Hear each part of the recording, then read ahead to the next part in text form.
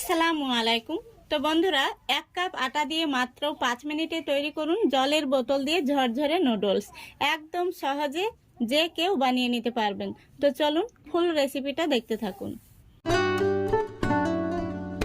তো দেখুন, এখানে আমি একটি বাটি নিয়েছি আর এখানে আমি 1 কাপ আটা নিয়েছি। আপনারা চাইলে ময়দা দিয়েও বানাতে পারেন, তবে আটা দিয়ে বানাচ্ছি যাতে সবাই বানাতে পারে।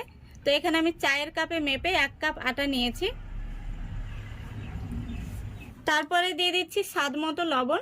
লবণটা এখানে বুঝে শুনে দেবেন, লবণটা বেশি হয়ে গেলে কিন্তু নুডলসটা খেতে ভালো লাগবে না। এবার এখানে আমি দেখুন যে কাপে মেপে আটা নিয়েছি সেই একই কাপে মেপে 1 কাপ জল নিয়েছি। জলটা প্রথমবার আমি একসঙ্গে পুরোটা দিচ্ছি না, অল্প অল্প করে দিয়ে একটি মিশ্রণ তৈরি করে নেব। তো দেখুন, এখানে আমি একটি হ্যান্ড উইচ নিয়েছি।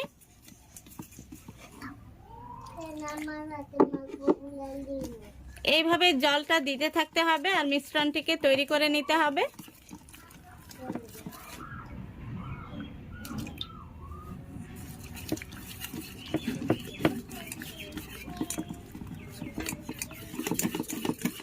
দেখুন, মিশ্রণটি আমি খুব ভালো করে গুলে নিয়েছি।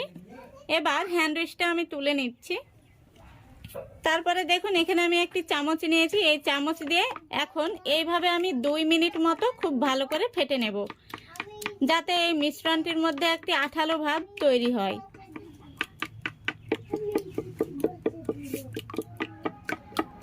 তো দেখুন বন্ধুরা, আমি এইভাবে মিশ্রণটিকে 2 মিনিট ফেটে নিয়েছি। তো মিশ্রণটি কতটা আঠালো হয়েছে দেখুন, দেখে অবশ্য আপনারা বুঝতে পারছেন। এই দেখুন, আর এখানে 1 কাপ আটার জন্য কিন্তু 1 কাপই জল দিতে হবে। এবার এখানে আমি একটি জলের বোতল নিয়েছি দেখুন। তারপরে এই বোতলের এই চিপিটা আমি একটি এই দেখুন সুই দিয়ে খুব ভালো করে সুইয়ের এই আগাটা আমি গরম করে নিয়েছি। তারপরে এইভাবে আমি চিপিটাকে ফুটো করে নিয়েছি। তো দেখুন, আমি আগে থেকে ফুটো করে নিয়েছি। এবার এই বোতলের মুখে একটি ফানেল দিয়ে দিচ্ছি দেখুন, যেটাকে আমরা বাংলায় কাক বলি। এবার ফানেলের মধ্যে দিয়ে মিশ্রণটিকে আমি বোতলের মধ্যে ভরে নিচ্ছি।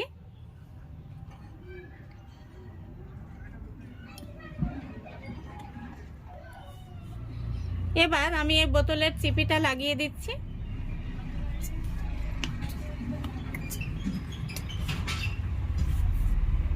তো দেখুন, আমি সম্পূর্ণ ব্যাটারটি ভরে নিয়েছি। এবার চলুন আমি নুডলসগুলো তৈরি করে দেখাবো। তো বন্ধুরা দেখুন, আমি গ্যাসটা অন করে ফ্রাই প্যান বসিয়ে দিয়েছি আর ফ্রাই প্যানে প্রথমবার একটু হালকা তেল ব্রাশ করে নিয়েছি। গ্যাসের ফ্লেমটা একদম লো ফ্লেমে রাখতে হবে, তারপরে নুডলসগুলো তৈরি করতে হবে। তো দেখুন, ফ্রাই প্যানটা গরম হয়ে গেছে। এবার আমি দিয়ে দিচ্ছি।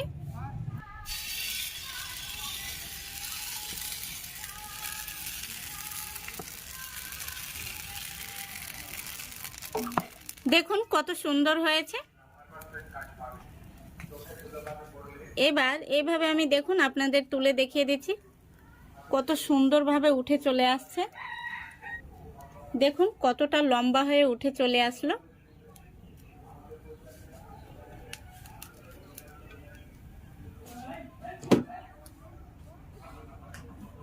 এই দেখুন, আমি আরো একবার আপনাদের দিয়ে দেখিয়ে দিচ্ছি।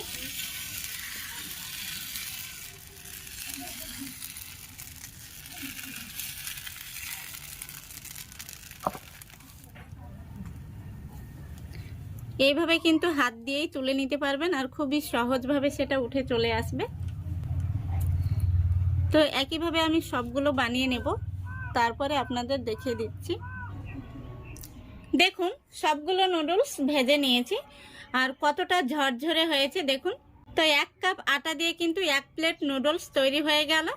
আপনারা এইভাবে বানিয়ে নর্মাল ফ্রিজে 15 দিন পর্যন্ত রেখে খেতে পারবেন। আর এই নুডলসগুলো যেহেতু সেদ্ধ হয়েই আছে, তাই সেদ্ধ করার কোনো প্রয়োজন নেই।